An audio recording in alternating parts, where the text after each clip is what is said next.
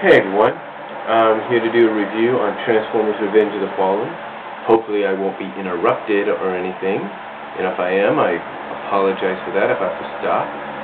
But anyway, I'd like to review the movie Transformers Revenge of the Fallen, which I saw this past Thursday at the Brendan 18 Theaters in Modesto, California, and there's the ticket to prove it, right there. And of course I have this out to kind of help me as well to kind of prove it, as you can see. But anyway, let's talk about the movie, shall we? And I have to say it was a very good film. It actually lived up to the hype. For many of you that have seen it already, we start out in Bangkok, China. And for some of you that don't, I'd lower the volume. Don't watch the video, whatever. But we start out in Bangkok, China, and basically we get a narration by Optimus Prime saying that they are looking for the rest of the Decepticons, or what's left of them. Basically, those that I think is, I don't know how it happened, through the energy, through the spark of the cube or whatever, or those that have landed apparently on Earth. You know, basically these Decepticons are scattered all over the world, so they're now the Autobots have joined up with what was left with some of the allies from the army to form a thing called NEXT. It's kind of like a government thing associated with the Autobots to hunt down the Decepticons, or what's left of them. So anyway, they fight off and destroy this big old Autobot, this big old Decepticon, I should say. We don't know what his name is. But before he dies, or is taken offline, he gives them a warning that the Fallen will have its revenge. Now, during this whole sequence, we're introduced to some of the new characters. Sideswipe, who sort of like, looks like Jazz in a way, but it's not. We are introduced to the twins, Mudflap, and I can't think of the other one right now, who we were first introduced to as a kind of combination thing, kind of combiner thing into a truck, into an ice cream truck.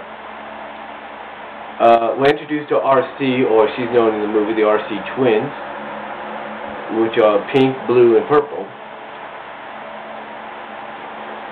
And overall, it's actually a good opening to the film. Very action-packed, very storytelled. And then we get Sam getting ready to go off to college, and and basically what happens is Sam's getting ready to go off to college. He ends up finding what's left of the cube, or the Allspark cube, in his I guess you could say his battle-torn jacket, if you will.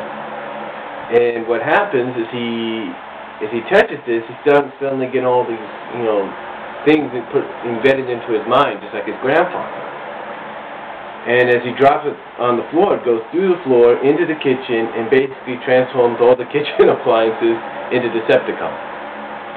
So basically, Bumblebee has to come out and save him and his parents, and his girlfriend Mikaela, played by Megan Fox,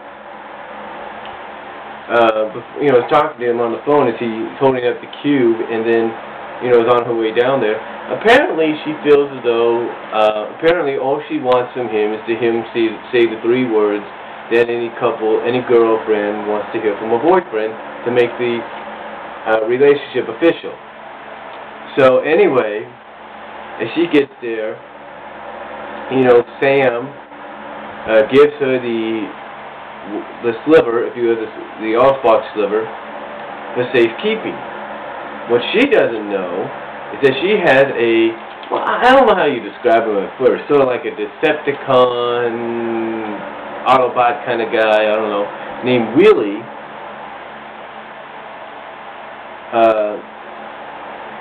spying on her. And this Wheelie has a personality, I'll tell you this guy is funny as heck. Has a personality, they did an overall good job on it. But anyway, what happens is that Sam finally goes off to college. Bumblebee, of course, is a little saddened that he doesn't get to go with him. And it's a little surprising that he doesn't talk in the films. You know, he just does what he did at the beginning, doing most of the last film, just does the radio communication. But anyway, Sam goes off to college, and he meets up with some new friends. One guy I can't think of his name of right now, but he ends up, I think, becoming like the newest ally. Finds out about Sam's secret, even though this guy's already into the alien stuff and has his own little website and group going inside his dorm. But anyway, Sam, ends up in college, finally goes to college, and after, getting his dad to take his mom back to the house, basically get them out of town, get them out of the college campus because his mom's going cuckoo, thanks to the marijuana she got. Sam, throughout, starts to have some nervous mental breakdowns. He starts to see all the symbols because of that sliver. As a matter of fact, in one of his classes, he actually reads through a 32, 48-page book, I guess you can say, in I don't know how many seconds. But anyway, what he's not aware of is this girl starts to show some interest in him, almost causes him and Michaela to break up because she accidentally walks in on this girl on top of Sam in the dorm room. And this is a girl that his new roommate has always found hot. But what they don't know, and what Sam apparently finds out, is she's actually what is known as a Decepticon pretender. Someone that's, I guess, was put there to spy on him and find out the truth.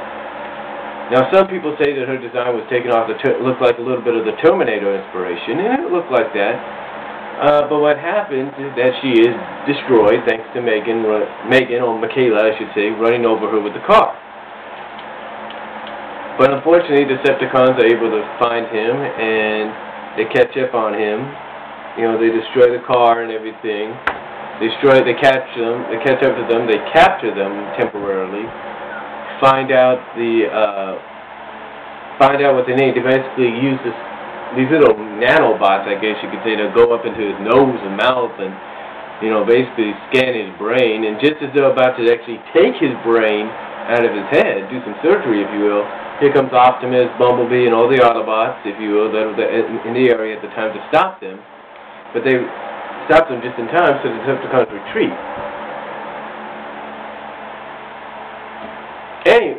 Anyway, getting back to what I'm saying, what happens next is Sam's parents are, basically what happens is Megatron and the Fallen, basically Megatron tells all the Decepticons, hey, if you're out there, come on down now, it's time, because the Fallen has commanded it. And he basically, also kind of hijacks a satellite signal, thanks to Soundwave, and Soundwave in this film, oh my God, you talk about a guy that's huge. You talk about a difference from what we're used to seeing.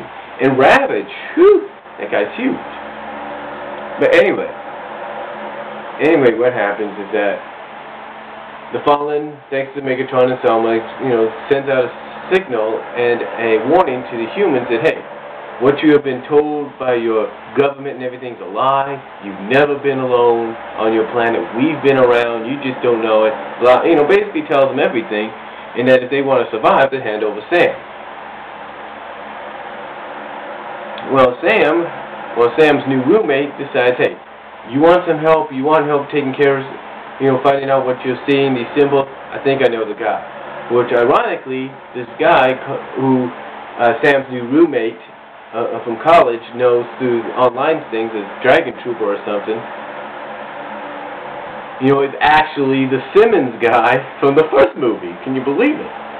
So anyway, Simmons actually finally, after they tell Simmons what they know, he shows them some of the things that he took from Sector 7 before it was shut down, showing them that these are all the Transformers, Autobots that have been around even before you were born, and that these symbols have been here before, and it's because of those symbols that tells us that they have been there before.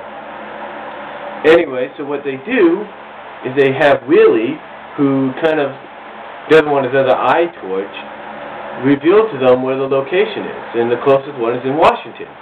Well, the closest one in Washington is Jetfire, who they mistake at first as the Decepticon, and Jetfire, well, apparently is more older, and it's probably the oldest one there. And in Jetfire, after he, finally finds out what's going on, just tells them, hey, this Fallen used to be one of the original Primes, but because of his betrayal, the other Primes had to basically seal up what he was looking for, the sun harvester, if you will, I don't know what it is, that supplies energon from the sun with their own bodies.